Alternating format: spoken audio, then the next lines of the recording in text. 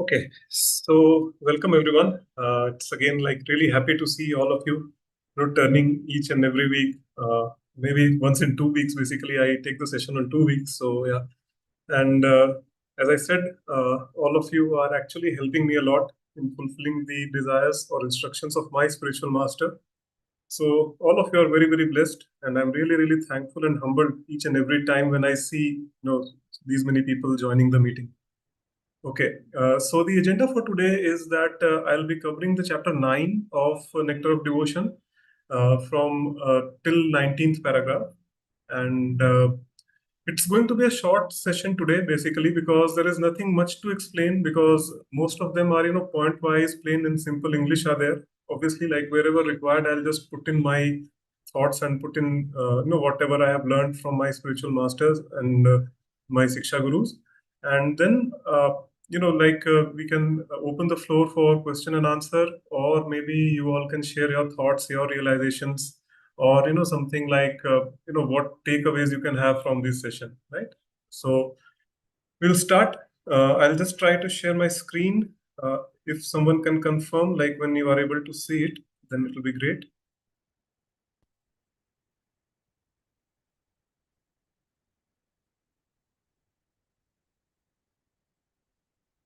Can someone please confirm if my screen is visible? Yes, Prabhuji, we can see the screen. Thank you so much. Okay.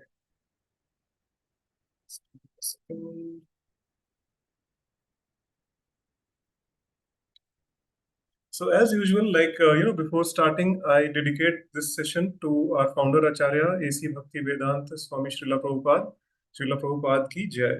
Whatever I'm going to speak in this session is something that I have heard in the lectures of Srila Prabhupada, is something that I have learned from the books by reading the books of Srila Prabhupada, and whatever I have learned from my Siksha Gurus. Okay, so the first the first 9 paragraphs I need to cover for this chapter number 9.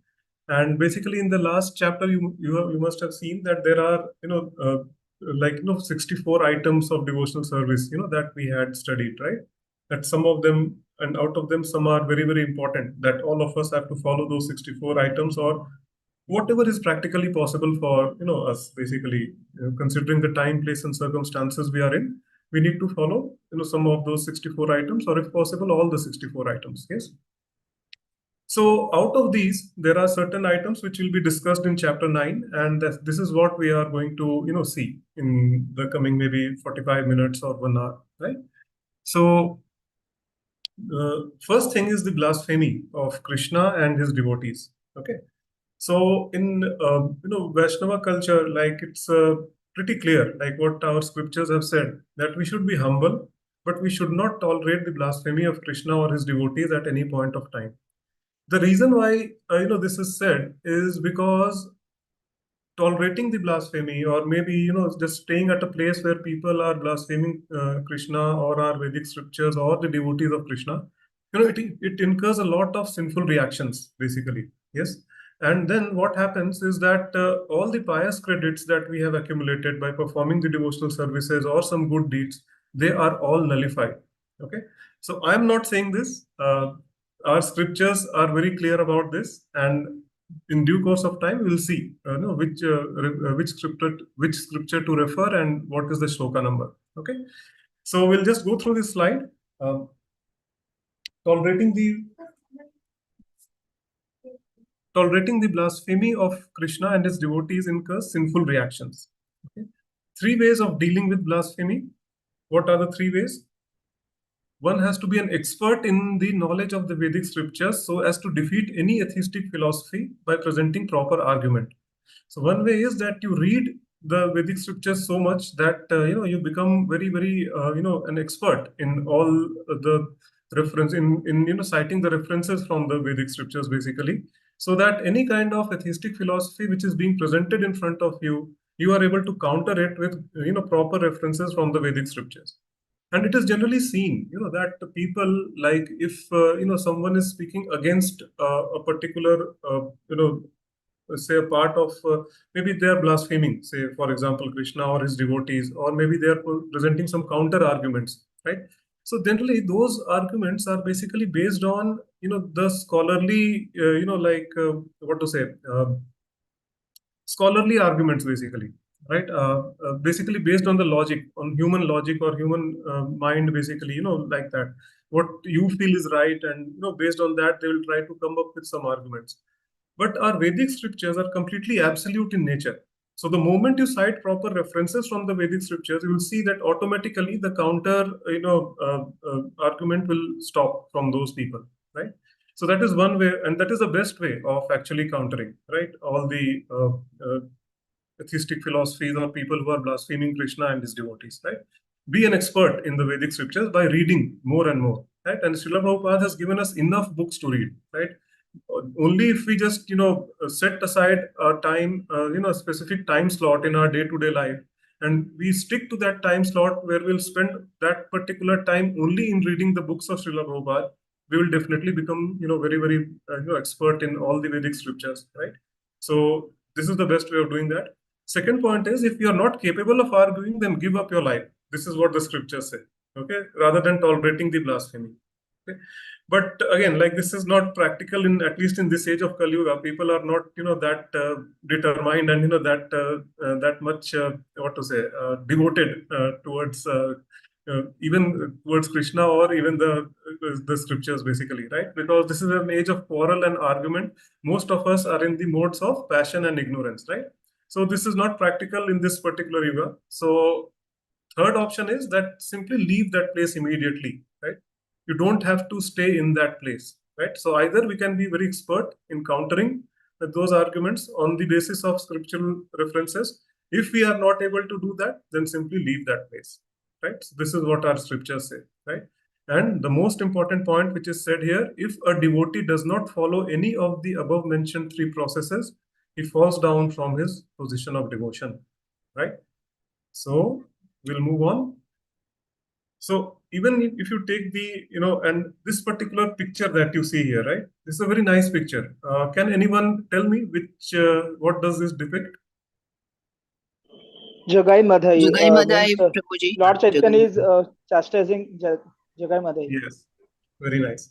So we all know this story, right? That, and just see that it was Lord Chaitanya himself who has said in the Sikshastakam, Trinadapi Sunichena Tarorapi Sahishnuna Amanina Manaden Kirtaniya Sadahari. Right?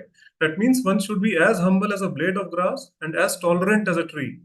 But just see the same personality when he saw that Nityanand Prabhu was, hit by an earthen pot and he was bleeding from his head. That person became so angry that he just summoned the Sudarshan Chakra and he was about to kill Jagai and Madhai, right? With that.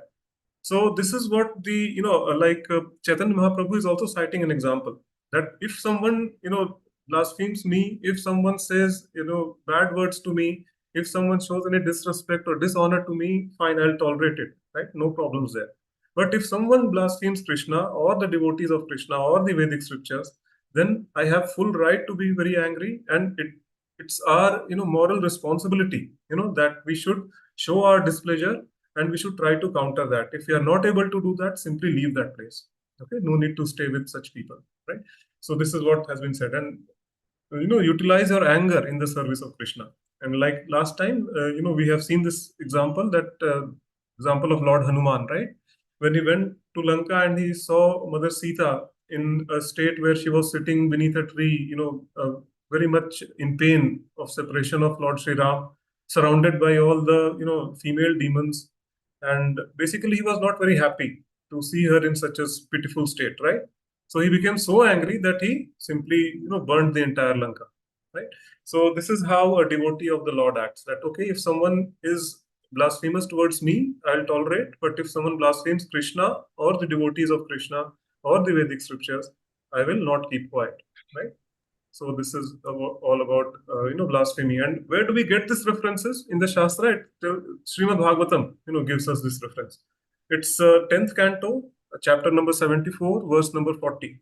It says, Nindam Bhagavata Shranvas Tatparasya Janasya Va Tato Na Paiti Yasopi Yatyatha Sukritachyutah which means anyone who fails immediately to leave the place where he hears criticism of the Supreme Lord or his faithful devotee will certainly fall down bereft of his pious credit. Yes. So it's a very, very, risky situation to. Lot of times we have seen, that people are talking something, some bad things about Krishna, or especially Lord Krishna. I mean, people have a huge misconception in our society, and this is very, very unfortunate, right? That वो तो बस गोपियों के साथ रहते थे. He had so many wives and all those things, right? So just don't tolerate such things. Either leave that place or try to counter that on the power of the Vedic scriptures. Okay, and most of the people, they just don't say ha ha ha, yes yes. They simply smile, and they just keep on talking to them, or keep on interacting with such people.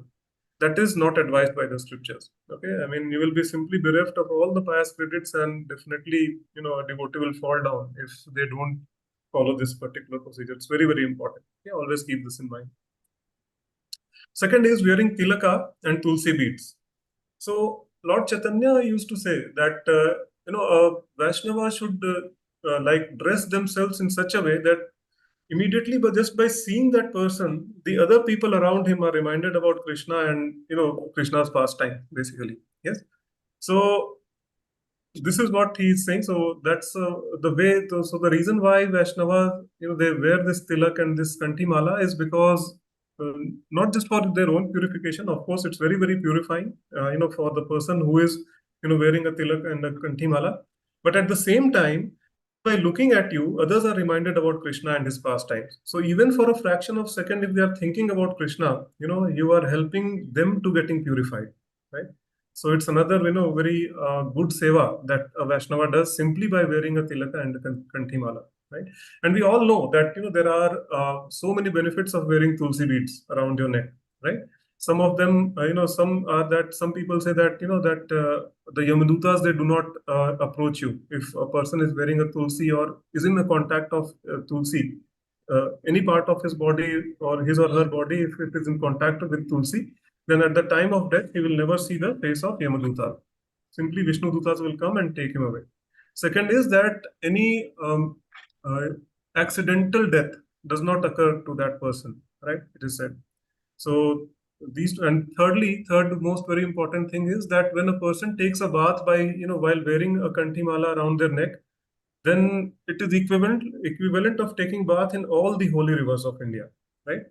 So just by chanting Ganga Ganga Ganga 3 times, and taking a bath wearing a kantimala, that has the same effect as far as your purification is concerned as taking the bath in actual Ganga river, right? So it's very, very important that we wear the tilak and the tulsi beads, not just for our purification, but also for the purification of people around us, who just by simply seeing at us will be reminded about Krishna and his pastimes. Yes. So then again, there are some scriptural references here. In the Padma Puran, there are 2 references which are said. Persons who put tulsi beads on their neck, who mark 12 places in their bodies as Vishnu temples with Vishnu's symbolic representations, and who have Vishnu tilaka on their foreheads, are to be understood as devotees of Lord Vishnu in this world. Their presence makes the world purified, and anywhere they remain, they make the place as good as Vaikuntha. Yes. So this is a very, very important point, and it has to be noted that if one is following all the 4 regulative principles very nicely, if one is chanting their rounds very sincerely, and if they are following all the Vaishnava etiquettes very nicely, they have the capability of creating Vaikuntha around them. And some very highly advanced devotees, it is said that they actually carry Vrindavan in their heart. So wherever they go, they can manifest Vrindavan, right? Just as Srila Prabhupada did, he created a new Vrindavan in United States, right? There is a new Govardhan in United States, right? So this is the potency of a pure devotee, right? So it's very, very important that we follow all the 4 regulative principles very nicely, we chant very seriously, and we follow all the Vaishnava etiquettes very seriously. And one of the aspects of the Vaishnava etiquettes is putting the kantimala and the tilaka on your forehead, right? A person whose body is decorated with the pulp of sandalwood with paintings of holy names of the Lord is delivered from all sinful reactions. And after his death, he directly goes to Krishna Loka to live in association with Supreme Personality of Godhead. Right. So as I said earlier, that it is said that a person who is wearing kanthi mala or tulsi beads around their neck, they never have to see the Yamaduta. Right? And there is no hard and fast rule. Like, a lot of people may ask, that what are the rules of wearing the kanthi mala, right? So if we look at the Shastras, there is no hard and fast rule. Anyone can wear the kanthi mala and they can continue living their life as it is. There are absolutely no restrictions. Okay. But just because we are a part of ISKCON and we know the glories of Tulsi Maharani, right? The Vrinda Devi, who is she, and what is her position in the Golok Vrindavan. So just in order to show the respect to her, we actually follow the 4 regulative principles. Otherwise, there is no such hard and fast rules and regulations that one has to follow in order to wear a kanthi mala. Anyone and everyone can wear a kanthi mala at any time. But yes, it becomes our moral responsibility. It becomes our sacred responsibility that once we are wearing that, then we should follow the 4 regulative principles at least, to say the least. If we are not very hardcore Vaishnavas, then it's okay. But then at least 4 regulative principles should be followed, as much as possible. Second reference is from Skanda Puran. Persons who are decorated with tilak or gopi chandan and who mark their bodies all over with the holy names of the Lord and on whose necks and breasts there are tulsi beads are never approached by Yamdutas. So 2 places we are getting this confirmation, right? One is from the Padma Puran and one is from the Skanda Puran. That if you wear tulsi mala, Yamdutas will simply not approach you. Immediately at the time of quitting your body, you will simply be approached by the Vishnu Dutas. Right? Then the third is accepting flower garlands. So I think in the last class also, I just narrated a very nice pastime of Srila Prabhupada that he used to, a lot of people used to offer him garlands, the garlands which are offered to the deity, and then they used to give it to Srila Prabhupada.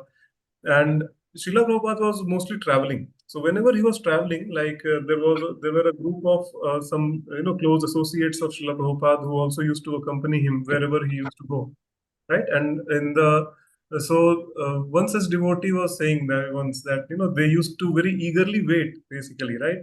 That okay, we will be.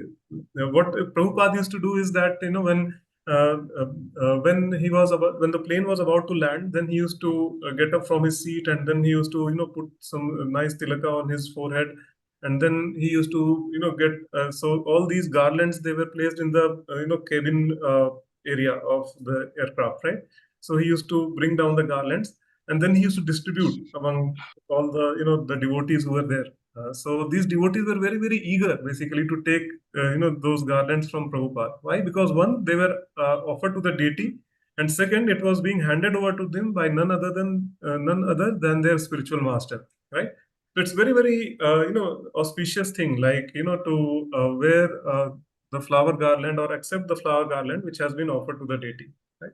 So what we see here is a devotee should put on flower garlands that are offered to the deity. Any person who puts the garland that are offered to Krishna, there is no question of being conquered by the spell of material energy.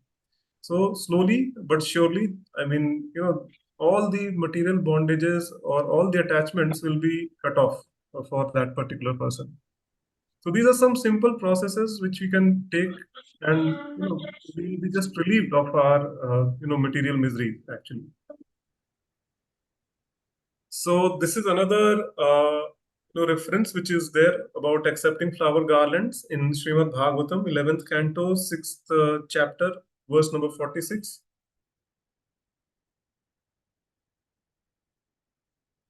Tavyapa bhukta sarga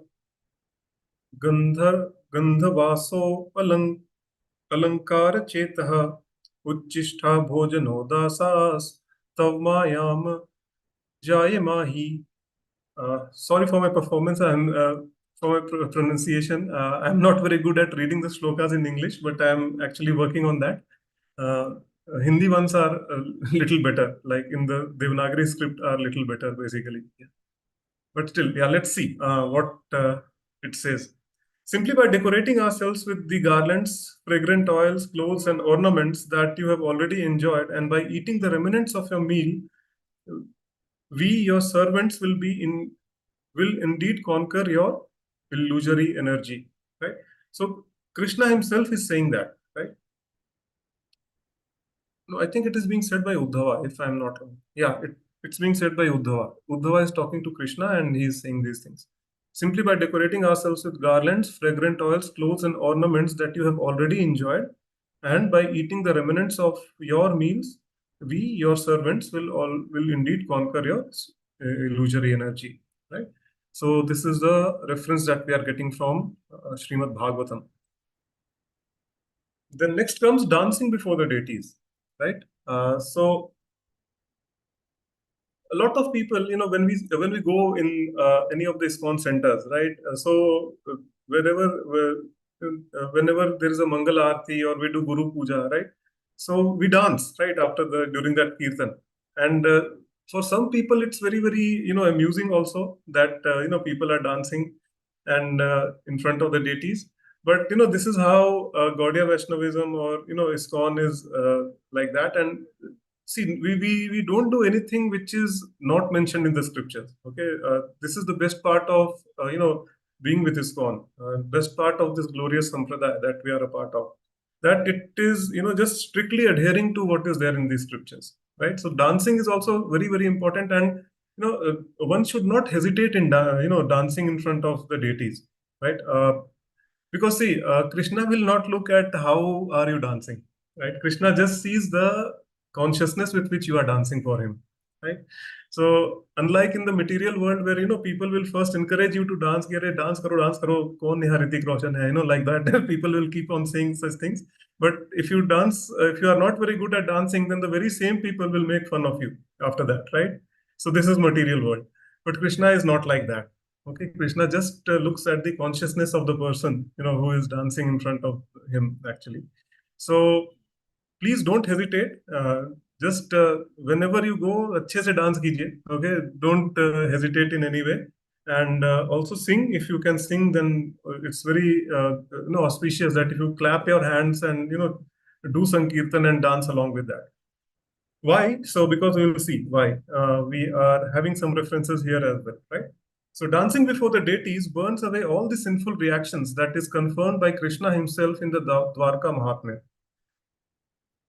Narad Muni also confirms that clapping one's hand before the deities removes all the sins. Just like birds fly away on clapping the hands, similarly sinful reactions are also removed by clapping the hands. So isn't this wonderful, right? A person who is jubilant, so this is what Krishna is saying. So first we'll see in the Dwarka Mahatmya. Person who is in jubilant spirit, who feels profound devotional ecstasy while dancing before me, and who manifests different features of bodily expression, can burn away all the accumulated sinful reactions he has stocked up for many, many thousands of years. So this is being confirmed by none other than Krishna himself. From the body of any person who claps and dances before the deity, showing manifestations of ecstasy, all the birds of sinful activities fly away upward. So this is being confirmed by none other than Sri Narad Muni, right? So we have these two, very very nice references, and also in the Bhagavad Gita, it is, I think, it's chapter 9. Shloka number 2, if I'm not wrong. So it says, Raj Vidya Raj Guhyam, Pavitram Idam Uttamam, Pratyakshaavagamam Dharmam, Susukham Kartum Avyayam. Right? So Krishna is, telling Arjuna that about the devotional service and about the knowledge, the divine knowledge of Bhagavad Gita, which he is giving, that saying it's Raj Vidya. That means it is the king of all knowledges, right? So Raj Vidya Raj Guhyam. It's the most secret or most confidential knowledge of all. And Pratyakshaavagamam Dharmyam, that means it is knowledge which can be directly felt, because it will give you the self-realization. Okay, so it's a purest form of knowledge, right? And Susukham Kartum Abhyaya, most important, it is joyfully performed. Right? I mean, if you cannot do bhakti when you are very stressed out, in that mood, you cannot do bhakti, right? If you are doing it, then you are certainly under an illusion. That is not considered as devotional service or a bhakti. If you are doing it in a stressful way, if you are finding it difficult, it's okay to take stress for Krishna. I mean, that's a transcendental quality. But then, if you are not enjoying it over a period of time, then something is wrong, and you should immediately talk to your seniors or the other devotees in your congregation. Yes. So it's susukham kartum apaya, right? It's always joyfully performed and it's eternal and joyfully performed. So we have two references. One from Dwarka Mahatmya two from Dwarka Mahatmya and one from the Bhagavad Gita also.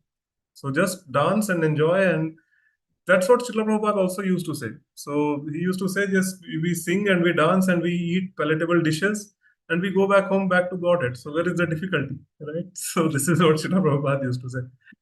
So just follow this and we'll be through. So that brings us to the end of this discussion. That was a quick one.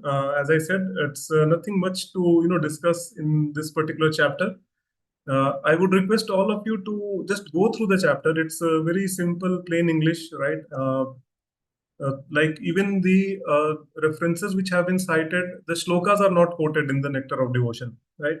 Only people, like if you are interested yourself, you can look up Srimad Bhagavatam and see, what is Krishna saying or what is Uddhava saying. Or if you look at the different Purana, the like Padma Purana or Skanda Purana, whatever the references we saw, it's up to you in how much depth you want to study, how much depth you want to go. But Nectar of Devotion in itself is a pure nectar, right? I mean, it's nothing, no difficult Sanskrit slokas, simple, plain English language.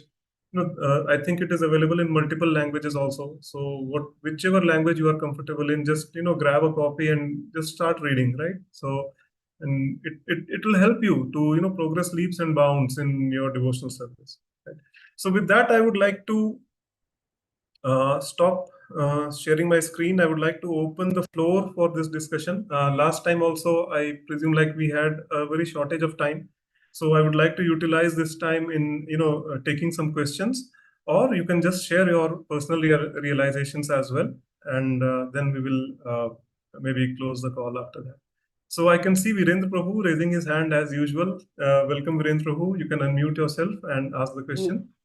Yes, Hare Krishna Prabhu for a wonderful class. Okay, I just wanted to ask one question. You are talking about that devotee means non-devotees blaspheme devotees. But now, if you see the current situation, most of the Hindus also don't believe in our scriptures. They say that our Hindu scriptures are mythology. These incarnations, whether they were true, means they say it is a mythology. So in a way, they are also blaspheming that, because the scriptures, these avatars are real. They are not untrue. So is it a blasphemy, like, and how to deal with that? Means how to tell them all these incarnation means Matsya, Kuruma, Varaha, Narasimha, Vaman, Purushan, all these are true. Means they say it is all mythology. So it is also blaspheming, like we can say. Yes. So one thing, yeah, you are absolutely right, Prabhu. Like this is blasphemy. Okay. Like, and this is the most unfortunate, part of our own Indian or Hindu culture, basically. Hinduism, what I feel like, what I have heard from my, Siksha gurus is that it's a distorted form of Sanatan Dharma, right? So Sanatan Dharma is eternal, and it used to strictly follow the Vedic principles which are there.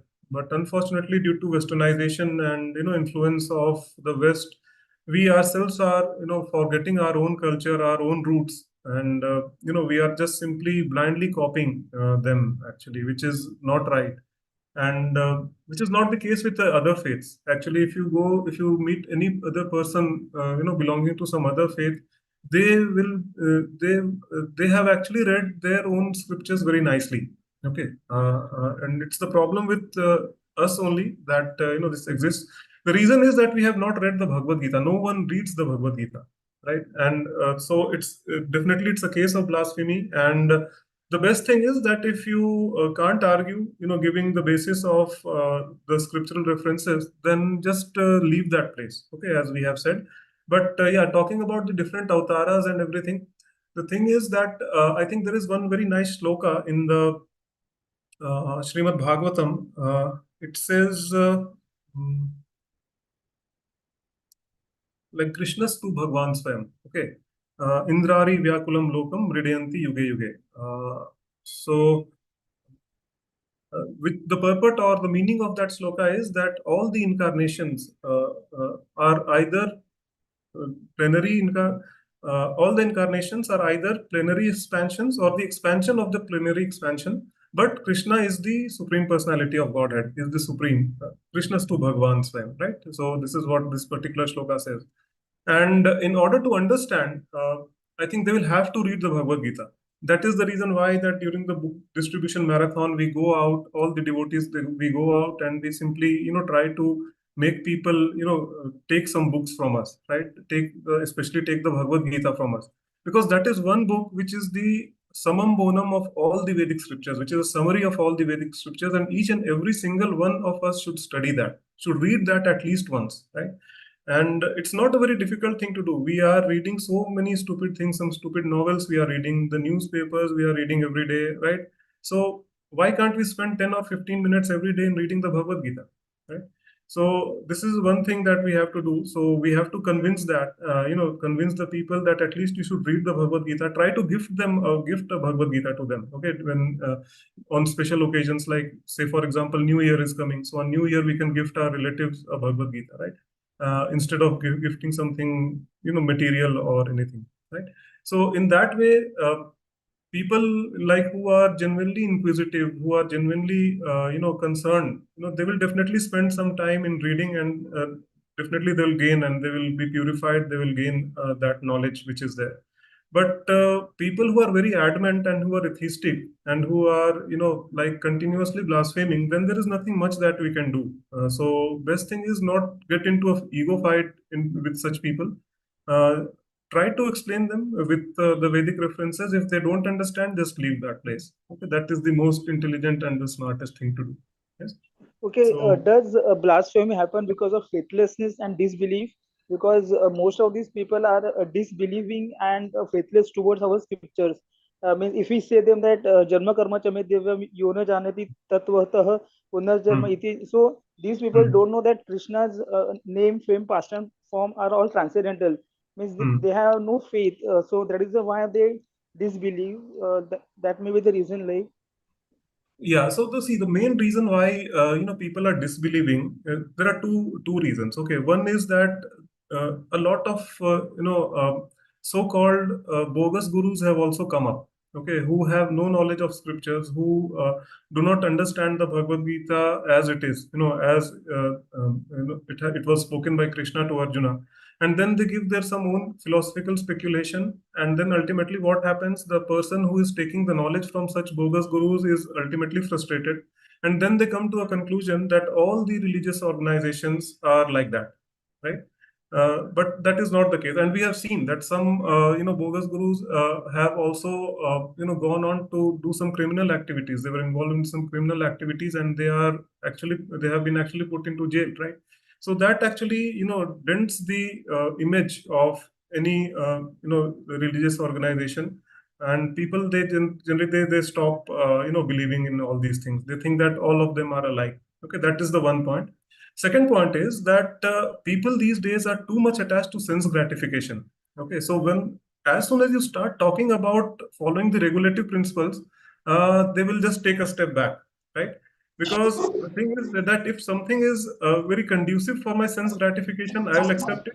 If there are any restrictions in my sense gratification, I'll simply reject that thing. That is the mentality of people these days.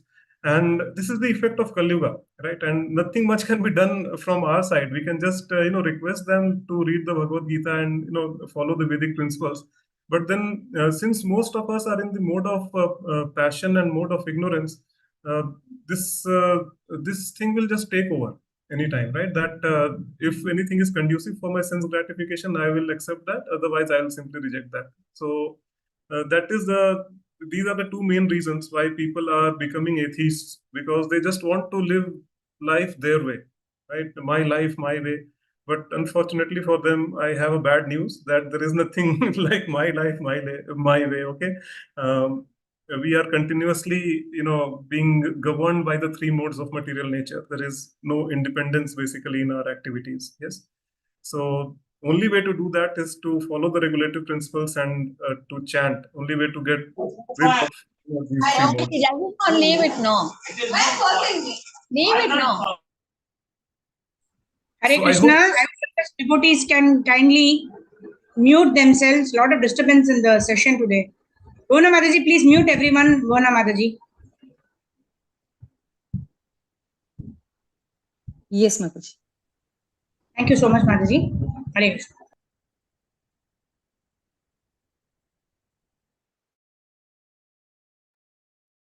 Okay. Prabhuji, you can unmute yourself, Prabhuji. Yeah. So Virendra Prabhu, I hope I answered your question, right? Yes, absolutely correct. Thank you very much. Thank you. Thank you Hare so much, Krishna. Prabhu. Yeah, don't get into ego battles with such people, okay? Like, just try your best. Otherwise, if they're adamant, then just smile at them, say Hare Krishna, leave that place, okay? We should be true to our faith. Once we Yes. believe in Krishna a lot, Jarma Karma Correct. Chamiti, that should be our motto. Okay. Yes, Thank you. and that is the reason why we place so much stress on association of devotees. We in association with like-minded people, right? Those this is the effect of Kali Yuga. So you cannot do much. Definitely, you can try your best, but yeah, just keep yourself limited. That's it. Sindhu Mataji, if you can go ahead with your question. Hare Krishna. Pranams, Prabhuji. Hare Correct. Krishna. Prabhuji, it was a very good class, like right from blaspheming Krishna and his devotees, how to tolerate it, and you also told very nicely wearing tilaka, tulasi beats everything, and Yes. which is very nice. And the Uddhava Gita also. And at the last, you had mentioned that Raja Vidya, Krishna tells Arjuna that the Yeah. very Raj Vidya purest Raj form Guru. of knowledge, yeah, is joyfully performed. You said one Uh, line. I don't know if it is there in yeah. the slide. Like you Yeah. told, No, it is no, has no. to be. Yeah. Doesn't have to be strictly done with Yes. stressfully. Yeah. Stressfully done. Yeah. Otherwise, it is not something you told. I forgot that, Yeah. Prabhuji. Otherwise, It's it's not not a a devotional service, right? Devotional service okay. is always joyfully performed. So it's Bhagavad Gita, chapter number 9, sloka number 2. You all can refer. Raj Vidya Raj Guhyam Pavitram Idam Uttamam Pratyaksha Vagamam Dharmam Susukham Kartum Abhyayam. That means it should be joyfully performed. If you are not enjoying it, then just talk to your seniors, right? That, okay, Okay. Prabhuji or Mataji, I'm not enjoying this particular service. I think I can do this particular service in a better way. So take that, right? So we are not working for any, multinational organization or a corporate organization that you have to do this because it is going to generate revenue. No, that's not going to happen here, right? This is devotional service, and this is simply inconceivable for people who are in this material world, who are too much attached to the material world, right? Yes, So, Prabhuji. Hari bol, Hari bol. Thank you. yeah. Okay, Raj Lakshmi Mataji, you can continue. Hare Krishna, Prabhuji. Prabhuji, I had one doubt. You were mentioning about wearing the kantimala throughout, right? So, especially when we are sleeping or something like that, in case the kantimala breaks, is it not like any aparad or something like No, that, Prabhu? No, definitely not. See, if it breaks on its natural course, obviously we should not be playing around with it, like if there's while talking, just, pulling it or something. That we should not be doing. Once you wear it, now if it breaks naturally, then there is no aparadh at all. And as I said, there are no rules and regulations for wearing a kantimala. Okay, it's just that in ISKCON, because we know the glories of Tulsi Maharani, we know her position in Golok Vrindavan. So just in order to show the respect to her, we are following these 4 regulative principles, when we are wearing the kantimala. Otherwise, there is absolutely no hard and fast rules for wearing it. And, you can be completely relaxed. There is no aparadh if it breaks on its own. Yeah, just make sure that you get a replacement as soon as possible, right? Some people, like, they keep a backup, mala at their home, So just keep 2 or 3 beads with you. In case one breaks, you can just immediately, switch to other one, right? No problems there at all. Prabhu, I've seen many of them wearing the tulsi mala also on their hand, on their wrist. So is it okay, Prabhu, to wear No, like that that? is not, no. As far as I know, my Siksha Guru has told me that that is not recommended. See, we are not, we are definitely decorating our body so that, others can see it and they are reminded of Krishna. That is the main motto. But we are not doing it for fashion. Okay, so this is the latest trend which has come up, like wearing the clothes with names of Radha and Krishna written on them, or wearing the tulsi mala in their hands, because we just want to look little cool, like that. So that is not recommended at all. I mean, the Vedic scripture, what they say is that you wear a tilak and put tulsi mala around your neck. They have not mentioned, to wear it on any other part of the body. Around your neck, you can wear it as per your convenience. Like, you can take a 1 round tulsi mala or a bigger tulsi mala if you want to hide it, or if you are like comfortable, then you can just wear the way I am wearing right now. This kind also you can do that. But it has to be around your neck, not on any other part of the body. Because Sure, Prabhuji. another reason for wearing, one very important reason I just remembered why it is recommended to wear around your neck. One is that the most important reason is that whenever you drink anything, drink water, or you honor prasadam, or even if due to some reasons you have not been able to honor that food to Krishna before taking it, then immediately that is automatically transformed into prasadam as soon as it reaches your throat, because kanti is there around your neck, right? So this is very, very important thing to understand, that this kanti mala actually purifies us to such a degree that whatever we eat, whatever we drink, automatically becomes prasadam. And while taking a bath, or as I said, that it is equivalent of taking a bath in any of the holy rivers like Ganges or Yamuna, right?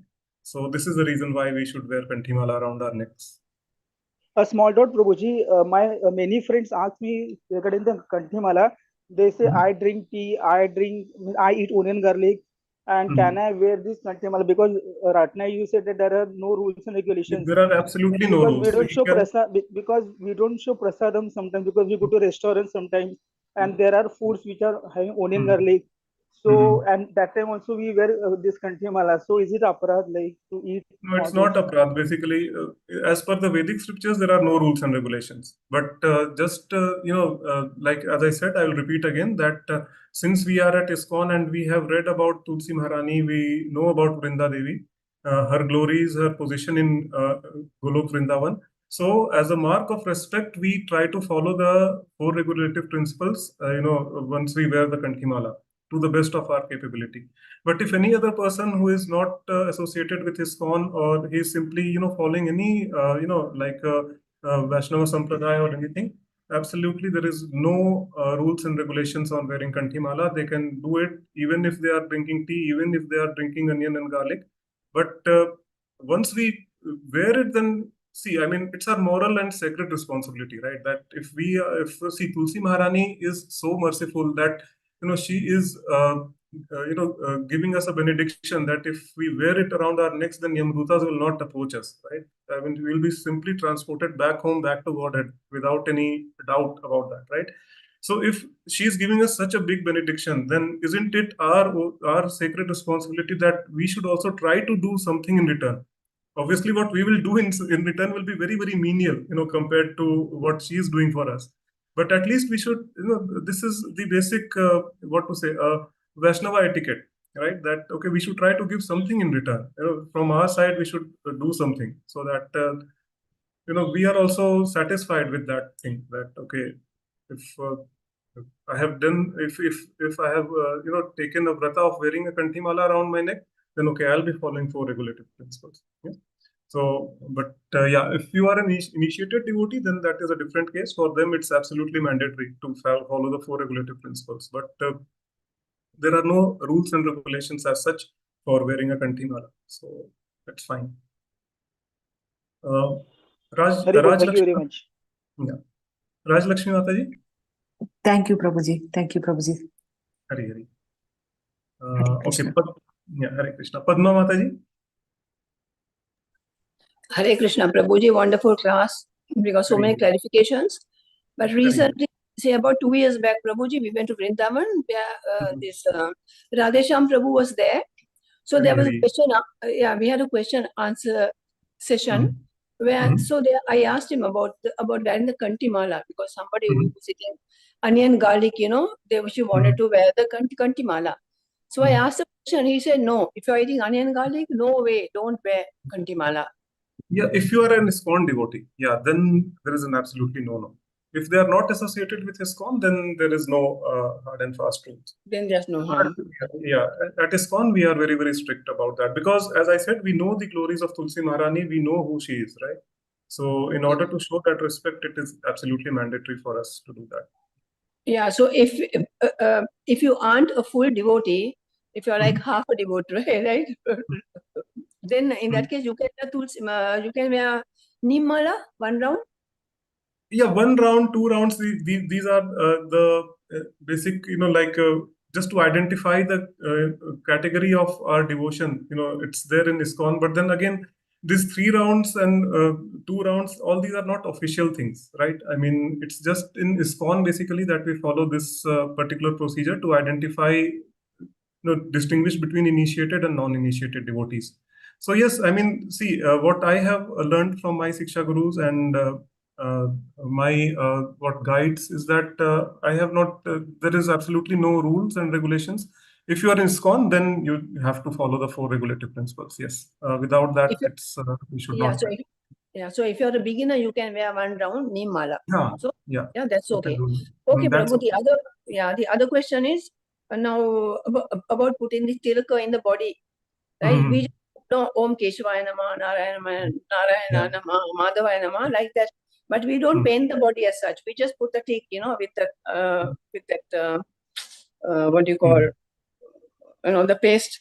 We just we put like that. That's Gopi okay, no? Yeah, Gopi Chandan. We just put it like that. It's okay, no? We don't have to paint the holy name or something. No. I think, see, these rules are basically meant for, see, there are 2 ways of, attaining Krishna, Mataji, okay? One way is to accept the Grihastha life. And then, there are certain rules and regulations for Grihastha. And then other is to accept the renounced order of life, which is either be a brahmachari or a sannyasi, okay? So for grihasthas, there are certain relaxations are there, right? Because we have other responsibilities also, like to taking care of the family, going to work, and all those things.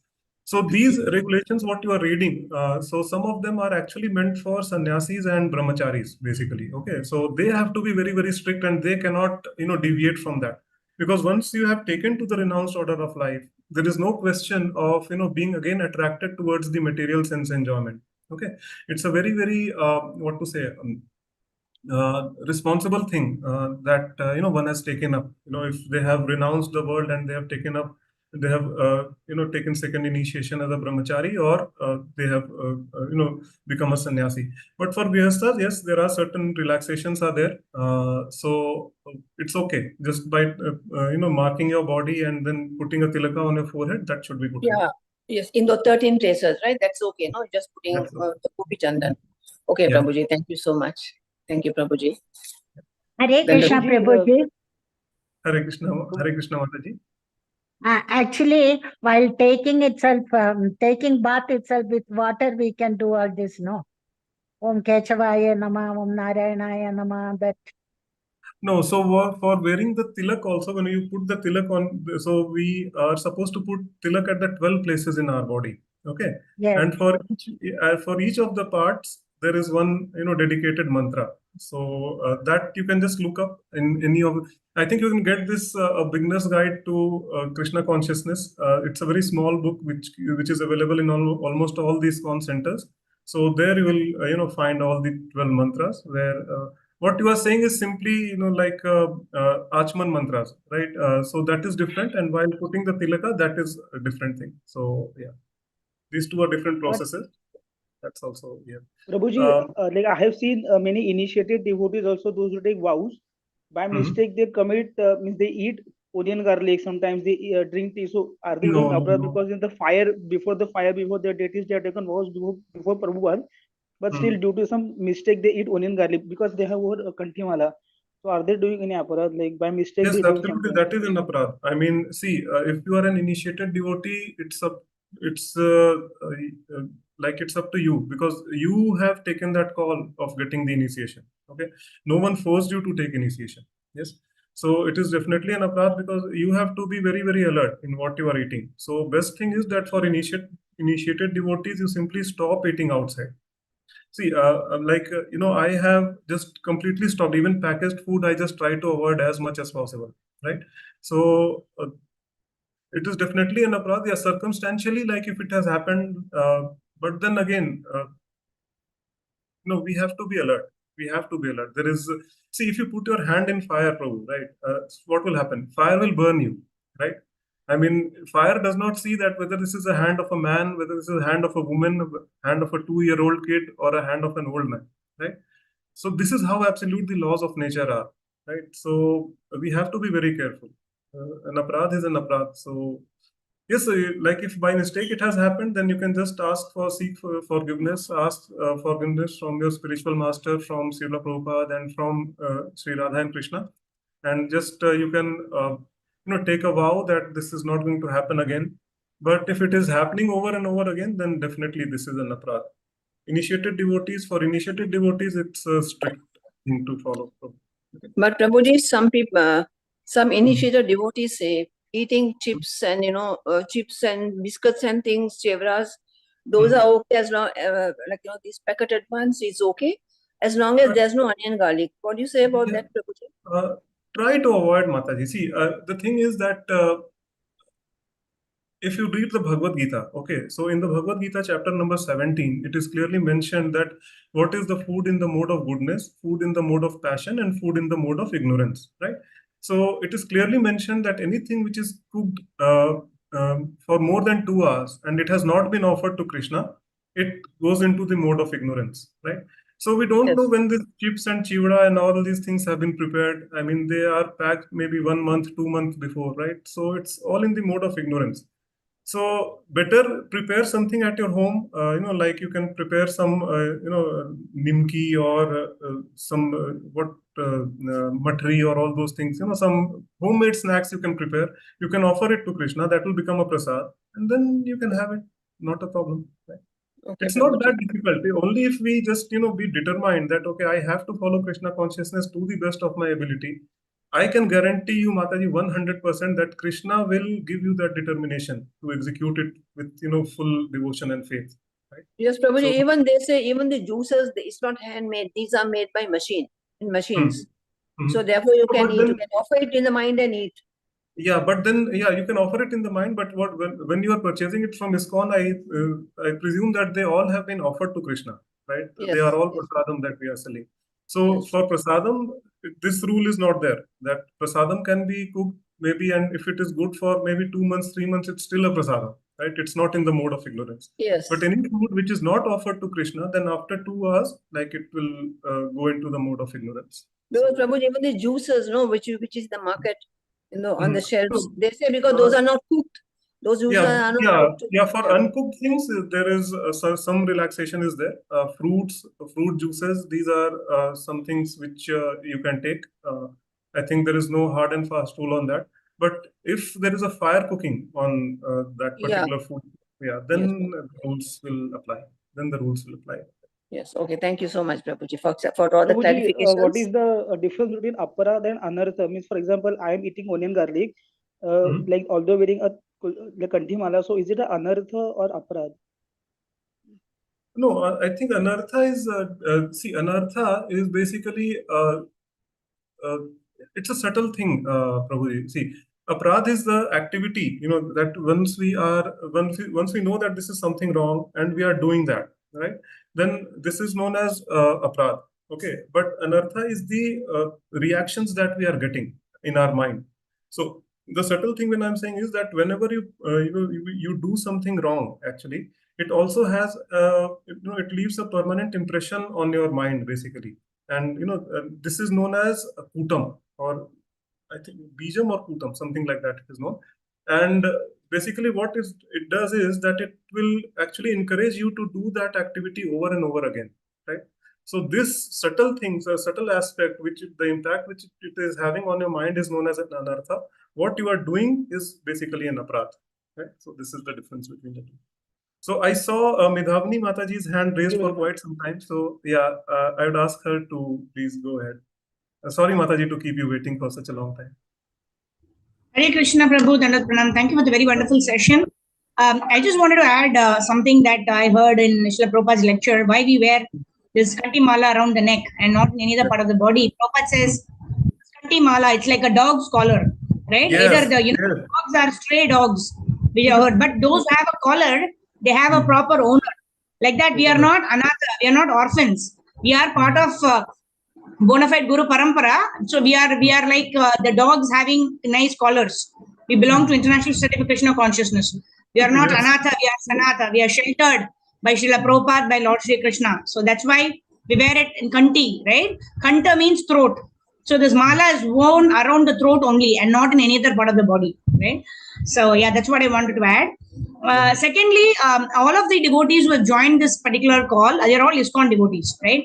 So we follow ISKCON standards. So like Prabhuji mentioned that in ISKCON we wear kantimala only when we don't eat onion garlic. We follow the 4 regulative principles, and that is what we need to maintain, because we should not go out and preach that if you are following ISKCON, you follow this. If you're not, we are only following ISKCON. Otherwise, we don't even know the Hare Krishna Maha Mantra, right? At least for myself, I can say that born in a proper Brahminical family, I was always praying to the Lord for give me good marks in my exams, give me good job.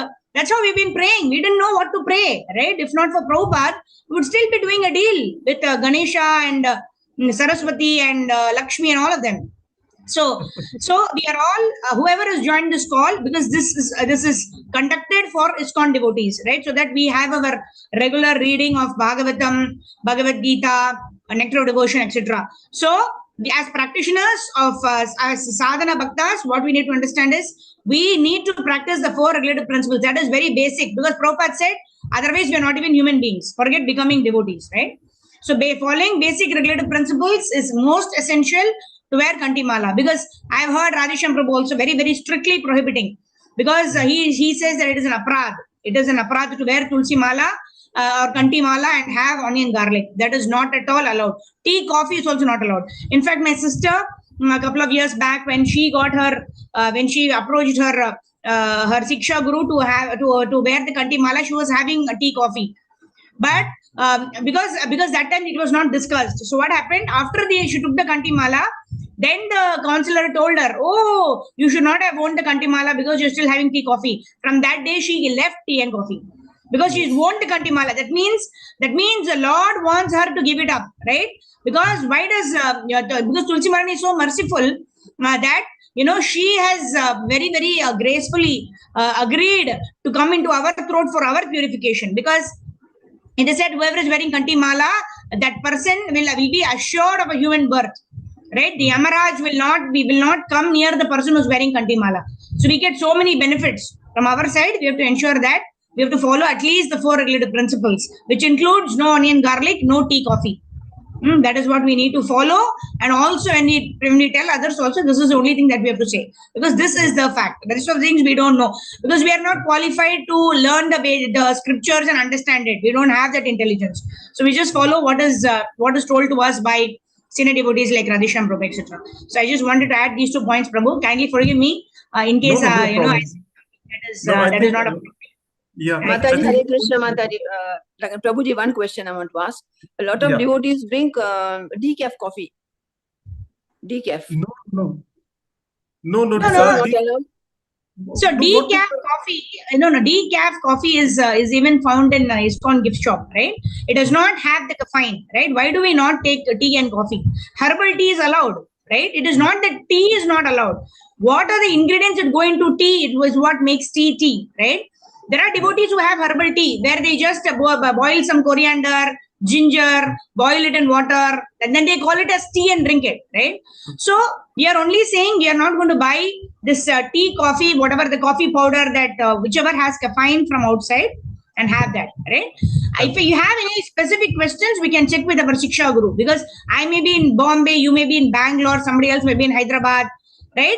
We check with our counselor who's staying in our vicinity, because if in order to give up something, we need to get a higher taste. Krishna says, Param Drishtva Nivartate. We're not going to give up anything.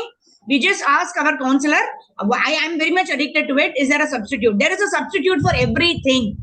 In ISKCON, that Prabhupada has given us a lot of substitutes. We can have herbal tea. We can have, I heard that they are also having this herbal coffee. I don't know. It's not purchased in the market, but you get it in Bhaktivedanta Hospital. Herbal tea, herbal coffee, etc. Because it doesn't have caffeine. Why are we not having all these things? Because it will make us addicted. Like for my mother, right? She's chanting 16 rounds, but she's not able to take initiation. Why? Because she cannot able to give up coffee.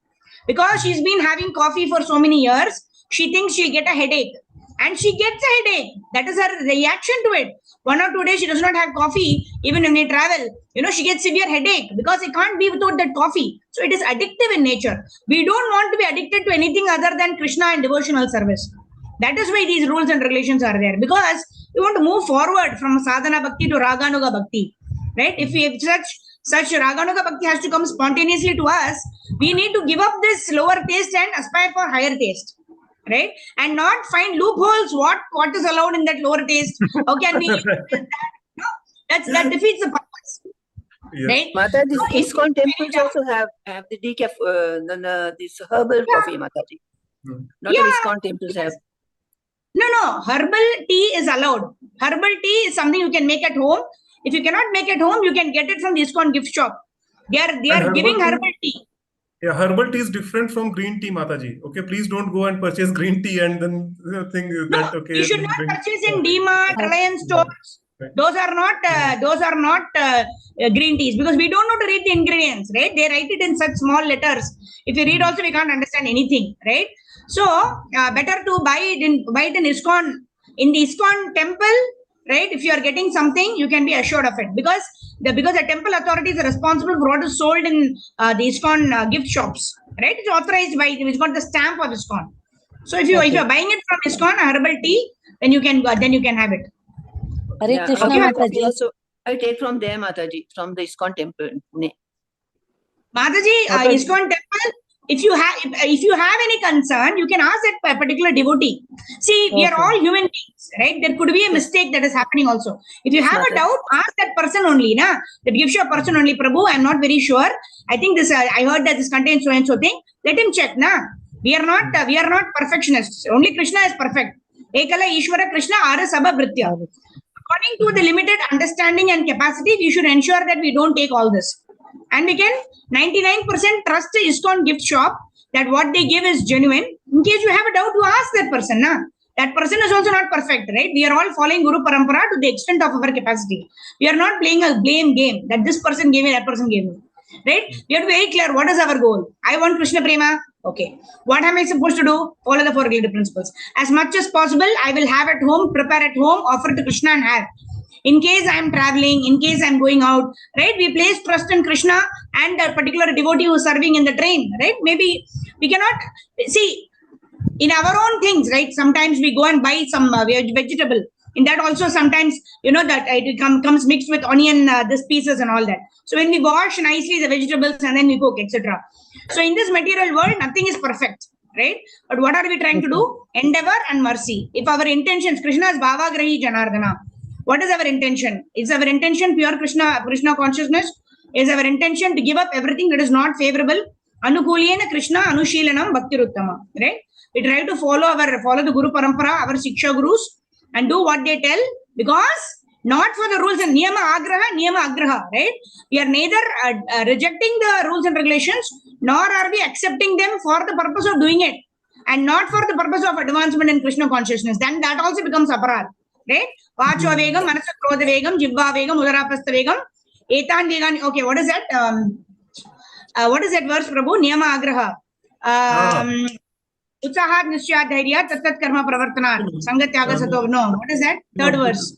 Yeah, this second. The second one is Atyahara prayasascha prajalpo niyamagra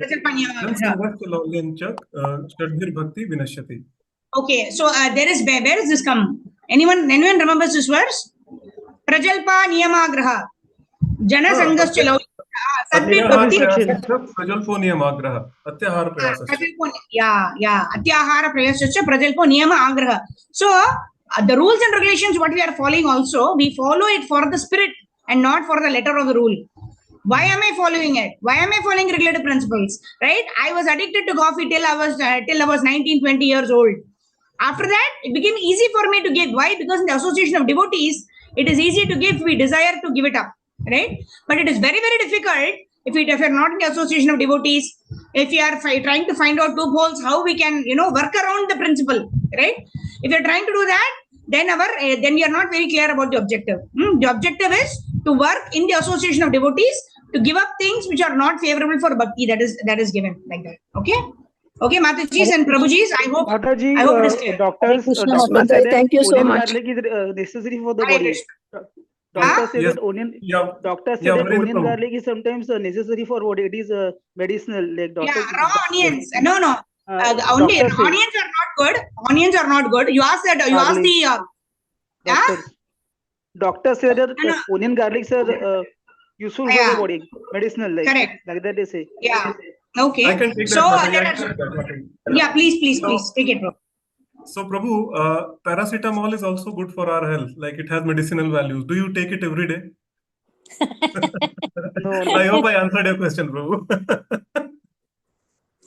The thinning Hare of blood Krishna, vessels don't happen by eating like garlic, like that they say. Thinning of blood vessels, like that they So say. you don't have to take it every day. But see, these are just things that they have said that, okay, it has some medicinal properties. But then, as Mataji said, there is no such thing which does not have a replacement, right?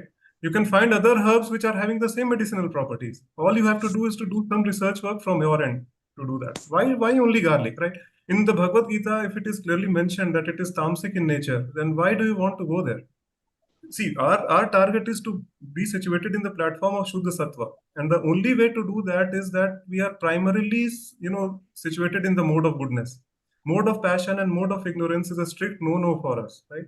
So anything like food, any activity, any charity that we are doing, if it is in the mode of passion or in the mode of ignorance, we have to give that up, right? So, and it's not giving that up. You start chanting your rounds very sincerely, you will see that automatically you will lose the taste for all those things. You don't have to do any. You don't have to make any additional effort from your side to give up. Means We my don't give up. mother forces me to eat, so I eat. Like my mother forces me to eat. I will give it up now slowly. Okay. Yeah. You ask her to chant also Hare Krishna and see she will also give up. Prabhuji, can I say Okay. something, Prabhuji? They say Yeah. for health, for your good health, and like if you're sick and if you have to eat onion garlic, then you can eat raw. Like these some heart patients, they have to eat garlic, so they can eat raw, not for a taste. Even onion, if you have to eat for health purpose, you can eat raw onion just for that purpose. But you can't cook and eat for taste. That also I See, heard, Prabhuji. not for health purpose, Mataji. Like until and unless you are in a life and death situation, then there is something called as emergency dharma. Then that comes into picture. Otherwise, there is no. See, for good health, there is something called as cod liver oil. Which is extracted from the liver of a fish. Will you go and eat Yes. that? Right. See, at the end of the day, you have to ask yourself that when you will be quitting your body, will Hare Krishna mantra save you, or will this cod liver oil or garlic or coffee will come to save you? Yeah, Right? true, So Prabhu. the choice is yours, Mataji. Yeah. Yeah, I just told you what I've heard, Hare Prabhuji. Yeah. That's all. Yeah, sure, Just for more clarification. Like more clarity. Yeah. Medhavi Hare Mataji, Krishna. want to add something? Hare Krishna, Prabhuji. Kishori here. Prabhuji, as I'm living in South Africa and it's mostly meat eater country, so he a lot of people are become vegan now, and a lot of people avoid all these things, meat eating and stuff. But as a and we live with other Vaishnava also, we use like tomato and green peppers with a cashew with making a gravies. And we don't use at all onion garlics also in the house also. And for the resource also, we have so many, we accepted and adapted so many Vaishnava stuff here, as we're not getting that enough. But although we are finding solutions from other devotees like here also. We Absolutely. became once you get in the life day by day, like a herbal tea also and green tea also, we used to drink and every day. Like when you drink for 1 week, 2 week, then you get used to it. Like I just want to let them know. Like No, absolutely. See, this is the way, Mother. If you, it should not matter what is happening around you. Right? You cook at home and eat. See, the best ideal example is that of Vibhishanji, right? He was staying in Lanka, surrounded by the demons, who completely prohibited the worshipping of Vishnu, right, in Lanka. But still, he was such a great devotee that in such an environment, he was practicing Krishna consciousness or Ram consciousness at that time, right?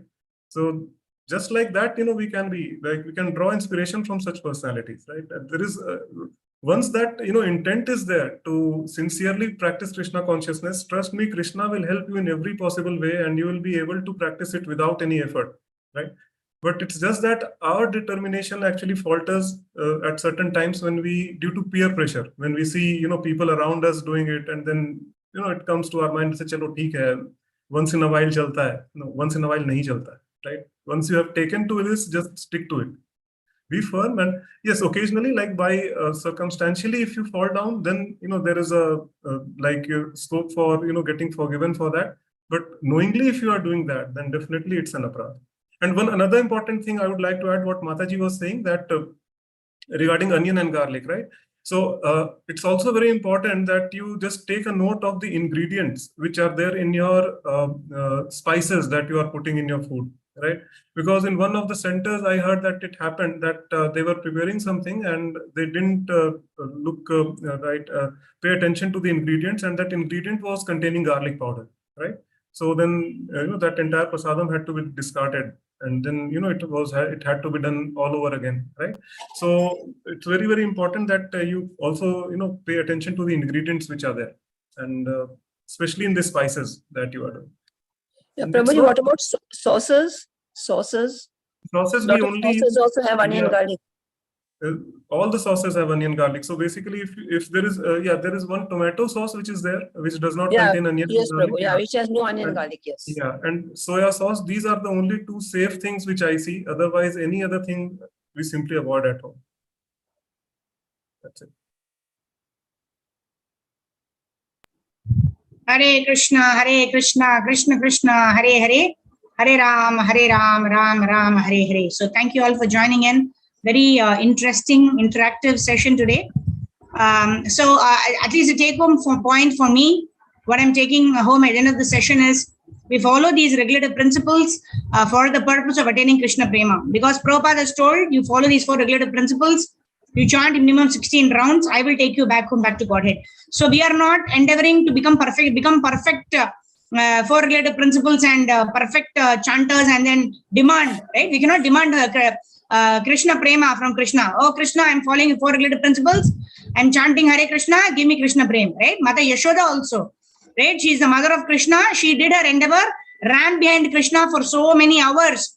And only when Krishna gave his mercy, only then Mata Yashoda herself could bind Krishna, right? So the takeaway point is, we endeavor as if everything depends on us, right? Our 4 regulative principles and chanting Hare Krishna, we do as if everything depends on this. But we should always have the understanding that whenever Lord Krishna will give us his mercy, that is the time we will get, right? We cannot demand anything from Krishna.